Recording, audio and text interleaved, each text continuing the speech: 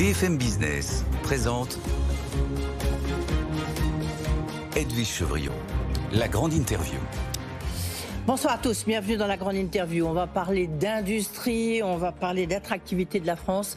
Mon invité, c'est Louis Gallois, le coprésident de la Fabrique de l'Industrie. Bonsoir Louis Gallois. Bonsoir. Merci d'être avec nous, faut-il le rappeler. Vous êtes président du conseil de surveillance de Stellantis, ancien patron d'Airbus, la SNCF, etc. On va s'arrêter là.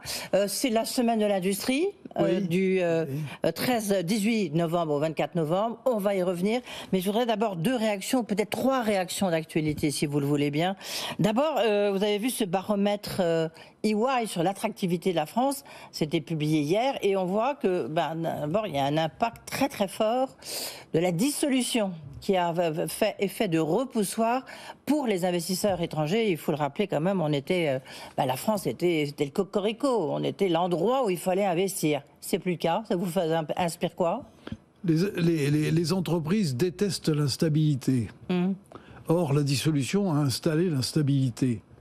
Et on le voit bien dans la discussion budgétaire, qui est absolument incompréhensible pour le commun des mortels, et pour moi d'ailleurs, totalement absconde. Donc on ne sait pas, les industriels ne savent pas sur quel pied danser. Je pense que ce que dit EY est certainement vrai, mais c'est peut-être pas durable si on est capable de retrouver une situation de stabilité et de visibilité. Parce que la politique suivie depuis 2013 jusqu'à 2023 est une politique qui a été cohérente et permanente. On peut toujours discuter de ses caractéristiques, mais cohérente et permanente. Là, il y a une rupture, ça déstabilise, et il faut vite revenir sur des rails qui assurent cette visibilité. Oui. Est-ce que visibilité, stabilité, c'est le mot que vous employez en même temps, comme vous l'avez dit, lorsqu'on voit les discussions budgétaires, avec l'impact, on rentrera un peu dans le détail, notamment sur la question des allègements de cotisations, parce que c'est un point très important, sur la taxe sur l'électricité. Vous savez bien que l'énergie, c'est ce qui fait la compétitivité de l'industrie française. Donc, vous nous direz ce que vous en pensez, mais est-ce que, malgré tout, la France, elle reste toujours attractive dans les échanges que vous avez à la Fabrique de l'Industrie ? Elle reste... Où ils sont tous debout sur les freins, en train de... Il y a une baisse, de l'intérêt des entreprises pour l'investissement en France. Il y a même les Français eux-mêmes se sont mis à la cape sur les investissements parce que, encore une fois, ils ne voient pas où on va. Et ils savent aussi qu'il y a un certain nombre de menaces. Vous avez évoqué le prix de l'énergie. Vous auriez pu évoquer les difficultés en Allemagne, principal client de la France. Cette incertitude sur la politique économique. Moi, j'ai dit chez un de vos concurrents que je ne voyais pas la réindustrialisation dans le budget 2025. Je continue à ne pas la voir. Et je pense que ça, il faut des marqueurs pour que les entreprises prennent des décisions. Oui. Est-ce que là, vous observez une dégradation de la conjoncture économique dans l'industrie, puisque c'est ça que vous observez, Louis Gallois ? On n'est pas sur l'effondrement. On est sur... Oui, c'est encourageant. On n'est pas sur l'effondrement. Non, mais parce que vous avez raison. Je dis ça parce qu'il y a un courant hyper pessimiste. Si je résume la situation, c'est moins bien qu'en 2023 ou 2019, c'est mieux qu'en 2014. Voilà. C'est-à-dire qu'on n'a pas perdu l'essentiel de la dynamique qui avait été créée. Mais on sent bien que ça se stabilise, d'ailleurs dans toute l'Europe. C'est encore plus vrai en Allemagne. La chute est plus forte en Allemagne qu'en France. Il n'y a que l'Italie qui s'en tire bien. Oui, c'est ça, c'est bizarre quand même. Non, parce que l'Italie a un réseau d'entreprises de taille moyenne extrêmement solide, très orienté vers l'exportation. Oui, mais les Allemands aussi, c'est plus leur modèle économique. Les Allemands ont de grosses difficultés dans leurs deux principales industries, la chimie et la filière automobile, et ils ont une grosse difficulté avec la Chine. Est-ce qu'il y a beaucoup de plans sociaux en préparation dans l'industrie, d'emplois supprimés ? Un de vos collègues disait il y a à peu près 150 000 emplois menacés dans l'industrie. Aussi ce qu'a dit Sophie Binet, la secrétaire générale. C'est Madame Binet qui dit ça. Oui, non, mais parce que je ne vais pas le citer, mais c'est aussi un grand chef d'entreprise qui est proche de vous, donc vous voyez. Moi, je sais que dans l'automobile, c'est plusieurs dizaines de milliers d'emplois qui sont menacés. Ça, c'est clair. Donc ça pèse. Alors est-ce que c'est 150 000, est-ce que c'est 120 000 ? Il y a une menace. Il faut y faire face. Semaine de l'industrie, je disais du 18 au 24 novembre, c'est de mémoire la 13e édition de cette semaine de l'industrie. Pourquoi vous faites ça ? J'ai envie de dire, chaque année, le but, c'est de faire aimer l'industrie, notamment par les jeunes. Oui. Mais est-ce que vous y arrivez ou alors c'est pas grand amour toujours ? C'est pas encore le grand amour. Non, pas encore. Mais il faut de la persévérance. Ça, c'est très long. C'est très long de ramener la jeunesse qui a une image de l'industrie, qui est une image très stéréotypée et assez négative. Il faut les ramener vers une industrie. Un des éléments, c'est de donner du sens au travail dans les entreprises. Et ça, ce sont les industriels qui sont eux-mêmes en charge de ça, en responsabilité. Donner du sens aux gens. Des conditions de travail correctes, des salaires corrects. L'industrie paye mieux que les services, et les augmentations de salaire actuellement sont plus importantes dans l'industrie que dans les services, mais au-delà de ça, il faut donner du sens. Est-ce que vous êtes catalogué, et puis vous l'êtes en tous les cas dans votre vie, comme un patron social, le Gallois. Vous dites qu'il faut donner un sens, et c'est ça la responsabilité des chefs d'entreprise, et notamment des chefs d'entreprise dans l'industrie. Est-ce que cette forme quand même de désamour du travail qu'on observe avec le télétravail, avec cet éloignement, notamment les jeunes qui à la limite ils préfèrent avoir des CDD que des CDI parce que ça leur permet de changer de boulot. Il y a une vraie responsabilité quand même des chefs d'entreprise, non ? Il y a une responsabilité chef d'entreprise, il y a une responsabilité du système éducatif, il y a une responsabilité, j'allais dire, de l'ère du temps. Le Covid ou la Covid a créé une rupture dans ce domaine.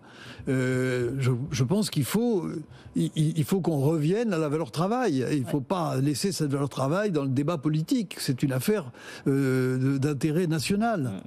Alors maintenant, rentrons un peu dans le dur. D'abord, un jugement, ne nous faites pas de langue de bois, parce qu'en général, vous ne nous habituez pas à ça. Est-ce qu'on peut parler de réindustrialisation ? En tous les cas, c'est ce que disait Emmanuel Macron, c'est ce que disait Bruno Le Maire, vous n'arrêtez pas de le répéter. Ou est-ce qu'on continue à parler de désindustrialisation ? Écoutez, moi, je parlais jusqu'à peu de temps, il y a peu de temps, je disais, la réindustrialisation n'est pas encore engagée, mais on a arrêté la désindustrialisation. C'est-à-dire que... Et les courbes continuent à être sur cette tendance. C'est-à-dire les courbes sont plates. Mais on n'a pas engagé la réindustrialisation. Nous sommes actuellement à 9,5% du PIB pour les industries manufacturières. Ça n'a pas bougé. Il y a pas, la balance commerciale française ne s'est pas fondamentalement améliorée. Donc moi, je ne parle pas de réindustrialisation. Je dis on a arrêté la désindustrialisation. Il faut donner maintenant le coup de rein pour réindustrialiser. Mais on n'y arrive pas. Ils ont donné le coup de rein, non ? Ils ont fait... Non, vous ne trouvez pas que, en tous les cas... Je pense qu'il faut mobiliser non seulement...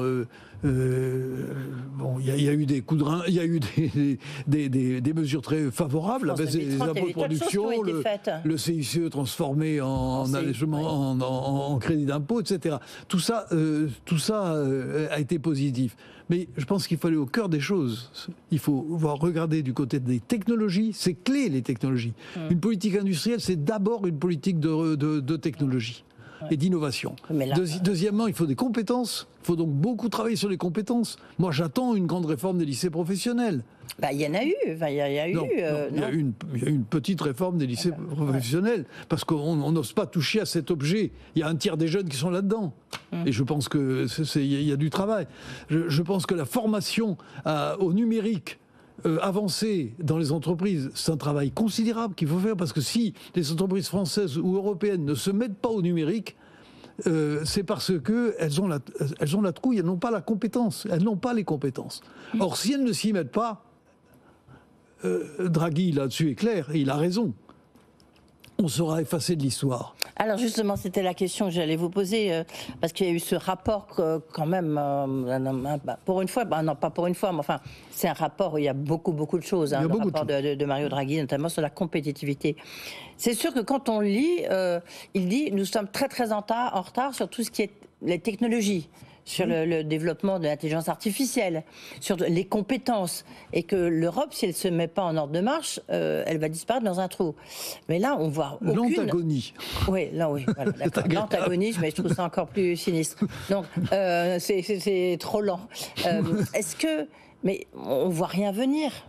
Écoutez, il vient de remettre son rapport. Oui, non, mais d'accord. Non, mais ce que je crois, moi, je n'arrête pas de le dire, on ne peut pas rester en France avec un effort de recherche qui représente 2,2% du PIB, alors que les autres sont à 3, 3,5, 4. La Corée est à 4,5. Oui. Et un financement de la recherche, je veux dire, donc il manque 20 milliards par an sur la recherche. Il n'est pas du tout financé par le privé. Et le privé, la base industrielle de la France est trop étroite pour que le privé accroisse sensiblement sa part. Il ne faut surtout pas toucher au crédit d'impôt recherche pour ça. Donc ça va être un effort public. C'est clair, mais les priorités, il faut savoir où on les met. On ne peut pas parler d'intelligence artificielle si on ne met pas l'argent dessus. Et quand on voit les sommes mises aux États-Unis et les sommes mises en Europe, on n'est pas dans la course. Mais justement, quand vous regardez, vous parlez, je sais que vous avez longtemps présidé le conseil de surveillance de PSA, en l'occurrence devenu Stellantis. Qu'est-ce qu'il fait? Alors, ça lui coûte cher, là, pour l'instant, mais enfin, il va aux États-Unis. On parle avec les industriels, ils ont tous acheté récemment des entreprises, des usines aux États-Unis, fait construire des usines. Et toute l'industrie est en train d'aller aux États-Unis. Il y a une partie de l'industrie qui est en train d'aller aux États-Unis. Stellantis n'y va pas, il va plutôt en Inde, au Maroc. Enfin, ils ont racheté quand même. Oui, non, bien sûr, mais c'était une très belle opération que j'ai suivie et à laquelle j'ai participé, donc je la connais bien. Mais c'est vrai que quand vous avez un coût de l'énergie qui est celui que nous connaissons en Europe, les électro-intensifs ne peuvent pas ne pas regarder ce qui se passe aux États-Unis. Je vous rappelle, actuellement, sur le marché de gros, le mégawattheure en France, c'est en gros 100 €, c'est 50 aux États-Unis.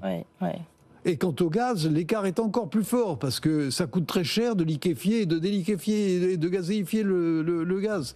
Et donc, ça sont des questions centrales. Si on n'est pas capable de maîtriser le coût de l'énergie, on aura énormément de difficultés. Oui, mais là, on est dans un budget, justement, où a priori, il y a une taxe de nouveau sur l'électricité qui est discutée. On a le sentiment qu'il n'y a toujours pas d'accord à Bruxelles pour avoir un impact très, très négatif ou positif sur le prix de l'électricité. Ça dépend dans quel sens on le prend. Comment s'y prendre? D'abord, la politique énergétique, c'est une politique d'abord française. Il faut que la France se mette en ordre de bataille. Moi, j'attends de savoir comment on va financer l'accroissement du parc nucléaire. Les 6 EPR, et j'espère les 8 derrière, parce qu'on en a absolument besoin. Il n'y a pas le début d'une réponse. J'espère que EDF y travaille et avec l'État. Claire, peut-être qu'un jour, la vérité va venir. Mais ce que je constate, c'est qu'au prix actuel de l'électricité, nous ne sommes pas compétitifs. Nous ne sommes pas compétitifs. Il y a un seul pays compétitif en Europe, c'est la Norvège, à cause de son énorme potentiel de hydraulique. Et ça, c'est une question de fond. Il y a une autre question de fond, évidemment, c'est le coût du travail. Patrick Martin, dans une interview aux Parisiens ce dimanche, disait, mais là, on est en train d'alourdir considérablement le coût du travail, avec la question de l'allongement, des allègements de cotisations, pour voir où est-ce qu'on met le curseur.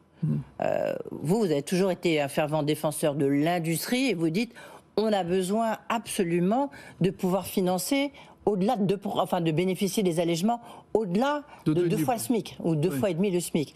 Là, vous avez l'impression d'être entendu ou pas? Parce que je n'ai pas du tout l'impression d'être entendu, parce que c'est le contraire qui est en train de se faire.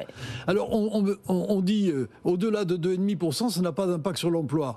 C'est vrai, mais ça a un impact sur la compétitivité évident. Actuellement, les salaires français, le coût du travail français pour les ouvriers est à peu près celui de l'Allemagne et des États-Unis. 44, 45 € l'heure. Pour les cadres français, c'est 30% de plus que les cadres allemands. Pourquoi? Parce qu'il y a des plafonnements de charges sociales en Allemagne que nous n'avons pas en France. Donc il est absolument essentiel, entre 2,5 et 3,5 pour SMIC, là où se trouve une partie substantielle de la population des cadres de l'industrie, il est absolument essentiel que les allègements qui avaient été mis en place demeurent. J'aurais même été je suis Ouais. provocateur pour les augmenter. Oui, vous connaissez. Mais Monsieur Bozio et Warmser, dans leur rapport, n'évoquent pas le mot compétitivité. Ils parlent emploi, mais ils ne parlent pas compétitivité. Ouais. Ça, c'est un véritable sujet. C'est dans les têtes. Mais On ne réfléchit pas à la compétitivité, au fait que notre industrie est dans la compétition internationale et qu'elle se bat face à des pays. L'Italie, 30 €. Nous sommes à 44. Ouais. Et en même temps, vous avez vu le niveau des dépenses publiques, le niveau de déficit, le gallois. Je sais bien qu'il faut trouver des économies. Là, ça coûte 80 milliards. Donc c'est gigantesque. Oui, ça coûte 80 milliards, mais on n'a pas proposé de supprimer. Mais le gain qui a été prévu 4 milliards est ramené, si j'ai bien compris, à 2 milliards. Mais je crains qu'entre 2,5 et 3,5, ça Et saute. comment vous expliquez que Et je des gens regrette comme que vous ne M. soyez Ferracci... pas entendu? Monsieur Ferracci, il ne connaît rien, à l'industrie. Monsieur Ferracci, que j'ai entendu, lui, considère que ça n'a pas d'impact sur l'emploi. Mais son métier, c'est de défendre l'industrie. Oui. Et l'industrie, elle est touchée quand on touche aux allègements de charges sociales entre 2,5 et 3,5 fois le SMIC. C'est parce qu'en fait, les politiques ne connaissent pas l'industrie. Ils sont comme les Français. Mais ça, il faut qu'ils apprennent, comme tout le monde. Ils sont comme les Français. D'où, en conclusion, je reboucle la boucle. La semaine de l'industrie, comment ça va se dérouler? Eh bien, la semaine de l'industrie, c'est des milliers d'entreprises qui s'ouvrent et qui reçoivent les gens pour qu'ils constatent que dans les industries, on a investi, qu'on s'est modernisé, que les ateliers sont propres, que le travail n'est pas est supportable et que ça a un sens parce qu'on produit pour nos concitoyens et on produit pour les Français. Et qu'on est mieux payé que dans les services. Absolument. Notez ça, vous voyez, je reprends votre expression. Merci Le Gallois d'avoir été avec nous. Écoutez, j'espère que vous n'avez pas raison, puisque vous êtes plutôt assez pessimiste sur l'industrie. Co-président de la Fabrique de l'Industrie, la semaine, donc c'est à partir d'aujourd'hui, et c'est même hier, et c'est jusqu'à la fin de la semaine. Absolument. Merci beaucoup.